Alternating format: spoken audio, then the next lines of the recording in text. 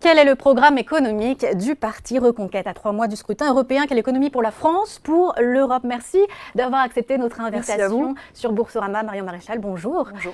Bonjour, bienvenue. Vous êtes tête de liste Reconquête aux élections européennes, vice-présidente du parti d'Éric Zemmour. On vous entend souvent sur les sujets politiques, immigrationnels, et on va parler aujourd'hui d'économie. On va aller sur ce terrain. Je vous propose de commencer par parler de la croissance à tonnes en France, révision à 1% pour cette année, celle du gouvernement. D'autres sont moins optimistes. Ce sera peu ou prou comme 2023.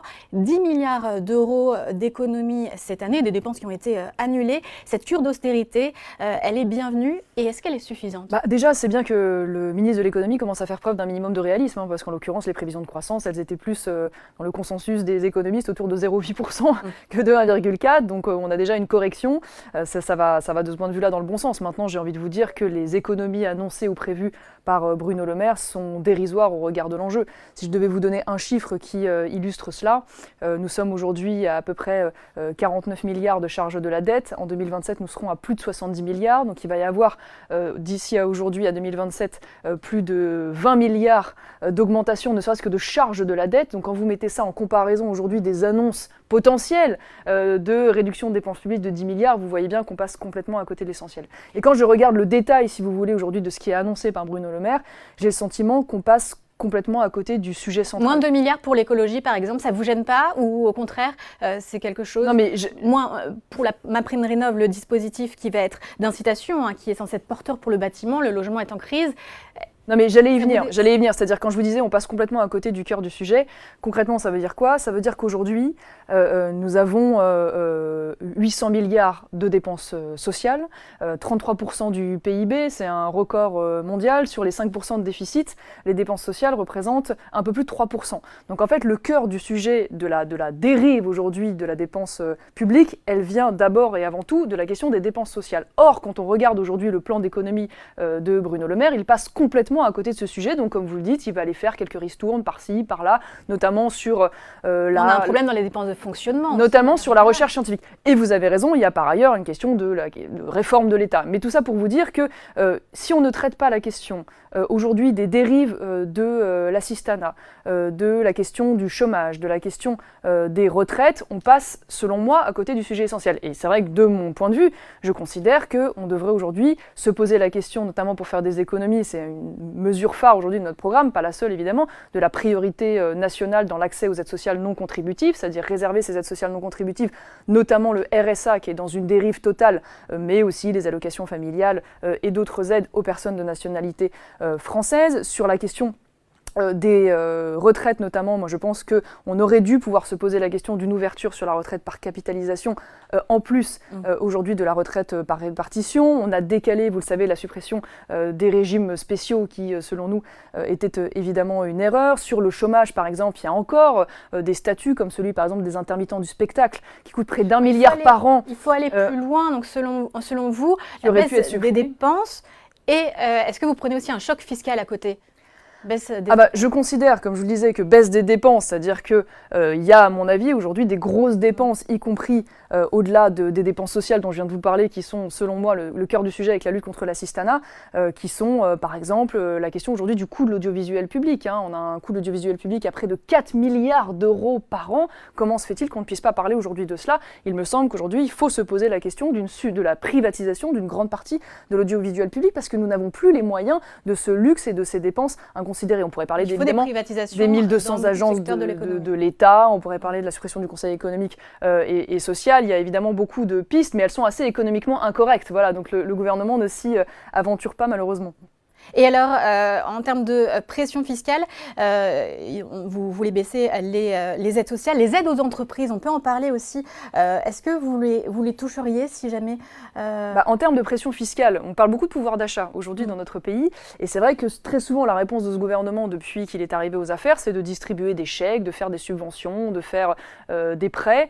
Mais jamais on ne se pose... Oui, quand c'est des mécanismes qui marchent. Là, les chefs d'entreprise ne veulent pas qu'on enlève la baisse des aides aux entreprises, l'allègement de charges, le le crédit impôt recherche. Moi, Patrick Martin l'a dit dans Les Échos, c'est une ligne rouge. Mais moi, je suis d'accord avec ça. Je considère que simplement le modèle est mauvais. C'est-à-dire que plutôt que d'avoir des niches ou des ristournes, on ferait mieux de transformer ça en véritablement baisse structurelle et durable et proportionnée sur nos entreprises et sur les particuliers. Et c'est pour ça que je vous parlais du pouvoir d'achat, parce que ce qui n'est jamais abordé par le gouvernement, c'est que le pouvoir d'achat, c'est d'abord ce que l'État ne vous prend pas.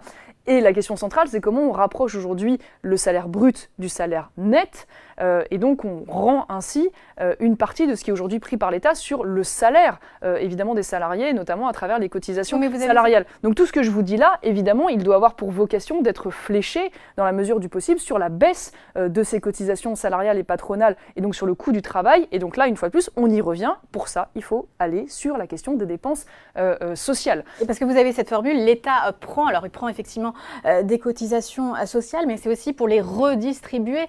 C'est pas, il faut nuancer évidemment ce mot prendre, les services publics et les assistances. Mais vous avez raison, toute redistribution évidemment n'est pas illégitime. Et en parallèle de cela, on a une croissance atone et on a un chômage massif et qui recommence d'ailleurs à augmenter. Et pour autant, on a des services publics dégradés. Moi, j'ai envie de vous dire, si on avait des impôts très très élevés, mais qu'à côté de ça, on avait des hôpitaux rutilants, on avait des services publics à la mesure et que cette dépense publique, elle servait à stimuler la croissance, donc la production, donc l'emploi, bon, à la limite, on y retrouvait notre compte, mais ça n'est pas le cas. Donc le modèle aujourd'hui, manifestement, ne fonctionne pas. Et comment les rendre plus efficaces avec moins alors ?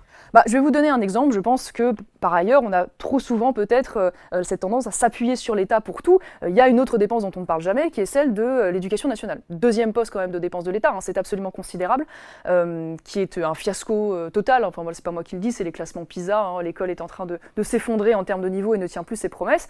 Vous voyez, il y a une étude de la Fondation IFRAP qui explique et démontre que si on avait aujourd'hui 40% des élèves qui étaient scolarisés dans le privé, on pourrait imaginer une économie potentielle de près de 10 milliards. Ça veut dire qu'un élève privé, y compris sous contrat, donc avec une participation partielle de l'État, coûte moins cher qu'un élève dans le public. Voilà par exemple une piste d'économie. Ça veut dire qu'à côté évidemment des réformes qui s'imposent, qui là sont plus des réformes éducatives. Mais tout le monde ne part pas avec les mêmes chances d'égalité. Et là c'est quand même un peu l'origine dans la devise française. Eh bien, l'égalité. Vous avez raison, mais moi je crois, qu'est-ce que je vais vous dire ? Ça veut dire, je veux dire que je pense qu'aujourd'hui on peut par exemple libérer l'offre des écoles privées qui sont aujourd'hui contraintes en termes d'ouverture, mais en parallèle, évidemment, ça implique qu'on puisse mettre en place l'équivalent, par exemple, d'un chèque éducation ou d'une déduction fiscale totale ou partielle de ce que coûte aujourd'hui une école privée pour pouvoir assurer cette égalité. Et vous verrez qu'à l'issue, l'État y retrouvera son compte, puisqu'une fois de plus, un élève scolarisé dans le privé coûte moins cher. Donc voilà toutes des grandes pistes structurelles. Moi, ce que je reproche à ce gouvernement,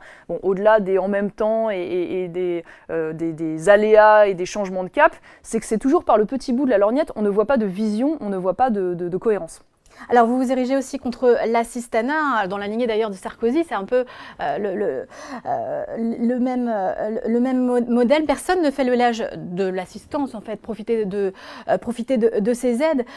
Mais si vous enlevez, cela dit, ces aides, vous enlevez aussi un rempart contre la pauvreté. Ça doit être c'est un effet collatéral que vous accepteriez ? Le problème, c'est qu'aujourd'hui, il y a indéniablement une dérive de ce système. Il n'est pas normal qu'on ait à peu près 2 millions de foyers aujourd'hui qui soient en situation de toucher le RSA, qui par ailleurs ne permet pas un véritable retour à l'emploi. Tout démontre qu'il y a à peu près 40% des personnes aujourd'hui au RSA qui ne sont pas inscrites à Pôle emploi ou en France Travail, qu'après 7 ans où ils ont touché le RSA, ils ne sont toujours pas en situation de retour dans l'emploi. Si on a ces chiffres en parallèle du fait qu'on a 1,5 million de jeunes, peut-être plus selon la manière dont on calcule, qui ne sont aujourd'hui ni scolarisés, ni en formation, ni en situation d'emploi, alors qu'ils sont en âge de travailler et qu'on a 800 000 emplois non pourvus. Non, il y a aujourd'hui manifestement un système d'assistanat dans notre pays qui désincite au travail et qui entretient une partie de la population qui pourrait être en âge de travailler. Je ne parle pas des personnes en situation de handicap ou de fragilité pour lesquelles il existe des dispositifs qu'il faut évidemment maintenir, mais qui devient un mode de vie. Mais c'est pas des choses que le gouvernement dit aussi, la valeur travail, on l'entend souvent dans la bouche des malades. Très bien, encore faut-il en tirer toutes les conséquences, quand je vous le disais, sur est-ce que le travail paye dans notre pays ? Non, il y a une smicardisation de la France, ça a été dit par le gouvernement, mais donc concrètement, comment on lutte contre cette smicardisation de la France ? Eh bien, une fois de plus, la seule solution, c'est de faire en sorte que le travail, et pour ça, de se poser la question des charges sur les salaires. Mais en parallèle, c'est toujours pareil, encore faut-il aller chercher les économies là où elles se trouvent vraiment et pas simplement faire des petites ristournes, ceci, cela, comme par exemple sur la recherche scientifique. Est-ce qu'aujourd'hui c'est pertinent de baisser pour, je crois, à peu près 300 millions sur la recherche scientifique, alors qu'on sait que là, pour le coup, c'est des dépenses d'investissement. Le problème dans notre pays, c'est que plutôt de se concentrer justement sur les dépenses d'avenir, on va bien se faire de manière extrêmement douce, par des vraies politiques d'austérité. Donc moi, je dis, on me qualifie souvent, et j'aime bien ce terme, de souverainiste, en ce sens que je suis attachée à la souveraineté, à l'identité de mon pays. Et pour moi, la dette étrangère, et ça se paye très durement, évidemment. Pourtant, si on compare les taux de croissance, en ce moment, il y a quand même une économie insolente, c'est les États-Unis. Les États-Unis, déficit cette année, réorganisation. Vous dites augmenter les moyens matériels, construire plus de prisons, ça va nécessiter aussi plus de dépenses dans ce domaine. Alors le problème, c'est que dans notre pays, et notamment dans le régalien, souvent on dépense beaucoup d'argent, mais on dépense mal. Il y a un exemple qui avait été révélé au moment de l'hôpital, sur le moment de la crise Covid. On a commencé à faire des comparaisons avec les autres systèmes et on découvre qu'il y a à peu près 30% des postes aujourd'hui dans l'hôpital qui sont des postes purement administratifs, qui ne sont pas des postes liés aux soins, et c'est une statistique beaucoup plus importante quand on compare par exemple avec l'Allemagne. C'est vrai d'ailleurs également dans l'éducation nationale et tout. Donc en fait le problème c'est qu'on est toujours perdu dans les dépenses vers des dépenses bureaucratiques d'administration qui se détournent des missions centrales finalement de ces services. Donc avant de se poser la question de l'augmentation, posons-nous déjà la question de l'emploi, parce que la question aujourd'hui de réaffecter ces dépenses administratives dans l'hôpital vers le monde des soignants, elle n'a toujours pas été traitée et on n'a toujours pas à ce jour de véritables solutions et de véritables réponses là-dessus. Donc moi sur la question de la justice, pour vous répondre, moi, de la sécurité plus largement, je crois que parfois on se trompe. Alors il faut évidemment des moyens pour nos forces de l'ordre, et elles avaient été laminées ces dernières décennies, donc il a fallu bien sûr réaugmenter les effectifs, mais je vous le dis, la réponse sécuritaire dans notre pays, c'est d'abord et avant tout la question de la justice. Vous pouvez mettre un policier dans chacune des rues de notre pays, si derrière la justice ne répond pas... Oui, police-justice, c'est pour ça qu'on exactement, et donc la première réponse, elle est sur la justice, et là où vous avez raison, c'est que je vous parlais tout à l'heure des dépenses sociales, aujourd'hui sur 1000 € de dépenses publiques, on a 575 € pour les dépenses sociales et on a 7 € pour la justice. Vous imaginez le différentiel? Et donc c'est là où on voit bien que si l'État régalien, si l'État stratège, donc celui qui a investi pour l'avenir, est aujourd'hui affaibli, c'est justement parce qu'il est dévoré aujourd'hui par le fameux État nounou des dépenses sociales. Donc rétablir certains équilibres. Alors vous, qui vous dites attaché à la souveraineté, mais en même temps libéral, vous dites quoi sur le financement d'un secteur industriel comme la relance de construction de réacteurs nucléaires? L'État doit être derrière, donc accompagner EDF, parce que c'est aussi une question là, de souveraineté. Est-ce qu'on doit laisser entrer le privé ou alors se dire qu'on n'a pas les moyens du nucléaire? Alors, ce qui est certain, c'est que là, moi, où j'attends l'État, c'est justement, comme je disais tout à l'heure, sur les dépenses d'avenir, qui sont donc des dépenses d'investissement, qui permettent notre indépendance, dépenses évidemment stratégiques et dépenses dans lesquelles le privé ne peut pas à lui tout seul investir parce que à la fois le coût est très élevé et la rentabilité ne parvient pas tout de suite. Donc typiquement le nucléaire en est une des démonstrations. Bon, on va tenter laborieusement de rattraper 20 ans de sabotage, parce que là pour le coup même Emmanuel Macron s'est réveillé extrêmement tardivement. Le problème sur ce sujet comme sur d'autres, c'est qu'il y a beaucoup d'idéologie, c'est-à-dire qu'aujourd'hui, nous payons notamment un lobby, un fanatisme écologique, et notamment poussé d'ailleurs par les services de renseignement allemands, qui ont organisé, avec la complicité ou la naïveté des élites françaises, le sabotage de cette industrie. Et nous ne sommes pas Maintenant qu'il y a la prise de conscience, parce que ça c'était il y a quelques années, on peut faire effectivement le constat, maintenant c'est trop tard. Bien sûr, non mais ce que je veux dire, pourquoi je vous dis ça? Parce que je fais le lien avec l'actualité. Ça veut dire que aujourd'hui, hier on a saboté notre filière industrielle pour des raisons de fanatisme écologique. On est en train, pour des raisons de fanatisme écologique aujourd'hui, de sacrifier notre souveraineté alimentaire. Donc on a la même trajectoire. C'est le fameux pacte vert qui a été non pas supprimé pour l'agriculture, mais reporté. Attention, il y a un double discours du gouvernement là-dessus, et le président d'ailleurs de la commission environnement, qui est un macroniste au Parlement, a dit que c'était une erreur. Donc attention à ce qui va advenir. On va y venir à l'agriculture. Où on est en train, si vous voulez, de mettre en place des normes et des contraintes et des objectifs de baisse de produits phytosanitaires tels que la conclusion c'est quoi? C'est la baisse de la production agricole, c'est 10% de surface agricole gelée, donc c'est une dépendance accrue à l'étranger. Donc c'est la même trajectoire, et donc j'aimerais qu'il y ait une prise de conscience sur le fait que, ok pour l'écologie, Mais attention, l'écologie, elle doit être mise en équilibre avec la soutenabilité économique et avec la garantie évidemment de notre souveraineté, notamment dans des domaines stratégiques comme l'alimentation. Et autre filière, l'agriculture. Qu'est-ce qu'il faut leur accorder là, aux agriculteurs pour justement leur aider à passer le cap de la transition écologique et puis à bien vivre de leur récolte? Alors, moi je trouve qu'il y a eu un rendez-vous manqué, puisqu'il y a quelques semaines de cela, Emmanuel Macron est allé voir la présidente de la Commission, Ursula von der Leyen, et il se trouve qu'il n'a pas eu la présence d'esprit de réclamer auprès d'elle, d'exiger, d'obtenir même une dérogation au droit européen qui nous permettrait, par exemple, de pouvoir mettre en place une véritable priorité locale dans l'accès au marché public pour les produits agricoles français. Je vous donne un exemple. Par exemple, la région Centre-Val de Loire, c'est à peu près 54 millions de repas par an pour la restauration collective, donc EHPAD, école.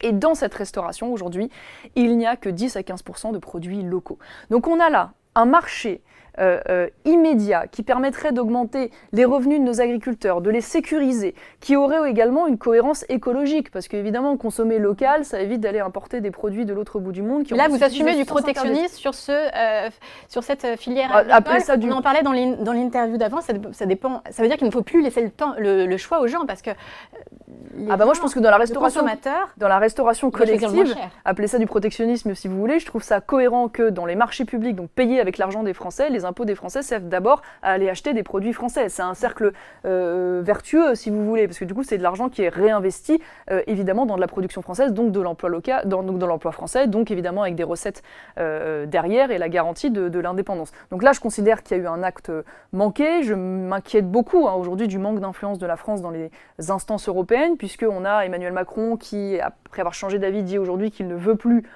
du traité libre-échange du fameux Mercosur avec l'Amérique du Sud.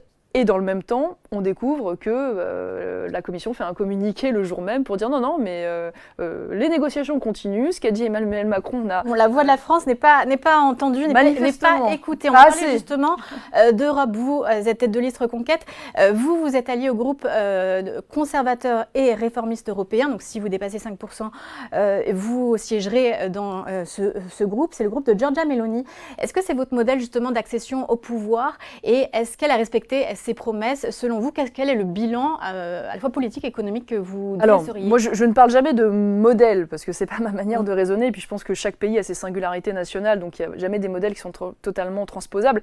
En tout cas, ce que je constate, c'est qu'aujourd'hui, Giorgia Meloni, malgré une situation économique qu'elle a récupérée extrêmement dégradée, je vous l'apprends pas, c'est le deuxième plus gros endettement après la Grèce en Europe, l'Italie, a des résultats tangibles. Elle a une baisse significative cette année en particulier du chômage, elle a une augmentation des revenus, elle a une bourse... Et elle relance par l'investissement, et notamment un New Deal avec l'Afrique. Ah oui, tout à fait. Et elle a une bourse italienne qui, pour le coup, fonctionne également très bien. Donc elle a des résultats. Elle a pris des mesures d'ailleurs intéressantes, notamment pour lutter contre l'assistanat. L'une de ses premières mesures, c'était de supprimer l'équivalent d'un quasi-revenu universel, qui était parti complètement à la dérive et qui désincitait une fois de plus au travail. Donc moi, je pense qu'il y a une corrélation justement avec ces bons résultats en termes de travail. Donc c'est un modèle intéressant. Maintenant, évidemment, l'Italie a des modèles, des problématiques aussi un peu particulières qui ne sont pas forcément transposables, bien sûr. Est-ce qu'elle est un peu plus écoutée par la Commission, par Ursula von der Leyen, que justement la France? Est-ce qu'elle a réussi? Elle a quand même réussi avec une certaine complicité aussi avec. Je pense qu'elle a été pragmatique, c'est-à-dire que quand elle est arrivée aux affaires, notamment sur les questions d'immigration, elle voulait par exemple un bleu pour empêcher l'arrivée massive d'immigration classe pour voter pour nous le 9 juin, s'ils sont attachés à la fois à la défense de leur identité, à la vision économique que je viens de défendre, une vision authentiquement de droite, j'ai envie de dire, et en même temps la défense de la lutte contre la propagande LGBT islamiste, leur parti naturel, c'est Reconquête. Alors on est sur Boursorama, on va parler un peu de finances, marché boursier, des indices, vous l'avez sûrement vu, qui sont à leur plus haut. C'est le cas du CAC 40, encore ce matin, un record. Est-ce que ça vous fait réagir ? Ça me fait réagir, je veux dire, ça ne dissimule pas, si vous voulez, l'autre problématique dont on ne parle jamais, qui est celle de la défaillance d'entreprises. Parce que le problème, c'est que dans notre pays, parfois... Elles vont très bien, les grandes entreprises... Oui, mais c'est le problème, c'est exactement ce que je voulais vous dire. C'est que donc on a des très grandes entreprises qui vont très bien, et très bien, parce que moi je me félicite plutôt que nos grandes entreprises françaises aillent bien, mais ce dont on ne parle pas derrière cette situation, c'est en revanche le fait qu'on a une augmentation depuis un an de près de 30% des défaillances d'entreprises. C'est assez spectaculaire. aussi après les aides du enfin, Covid. excusez-moi, mais on a quand même le plus haut niveau de défaillance depuis 2017. Donc il y a un malaise aujourd'hui de fragilité dans nos entreprises et qui vont avoir des conséquences qu'on va mesurer assez durement dans les mois à venir, puisque c'est des entreprises qui tombent, donc c'est évidemment une augmentation du chômage, donc c'est moins de recettes, donc voilà, des endettements. Et je trouve qu'il ne faut pas s'illusionner derrière la bonne santé de ces grandes entreprises sur la véritable situation de nos entreprises françaises. Il ne faut pas non plus diaboliser la finance, vous l'avez dit. Ah non, mais moi je diabolise pas du tout, je dis juste qu'il ne faut pas que l'arbre cache la forêt et que derrière cela, on considère que l'économie de nos entreprises se porte bien, parce que l'essentiel quand même de ce qui produit de l'emploi en France, c'est d'abord nos TPE et nos PME, et elles se portent de ce point de vue-là moins bien. Et comment vous suivez, vous, les marchés actions? Vous investissez vous-même? Quel type de placement vous préférez? Vous faites Je ne suis pas du tout une spécialiste, je ne vais pas du tout vous raconter des histoires, j'y connais rien du tout en placement. Et comment vous jugez la culture financière en France alors? Alors moi, tout simplement, je m'intéresse, comme je suis une généraliste, hein, quand on est un politique,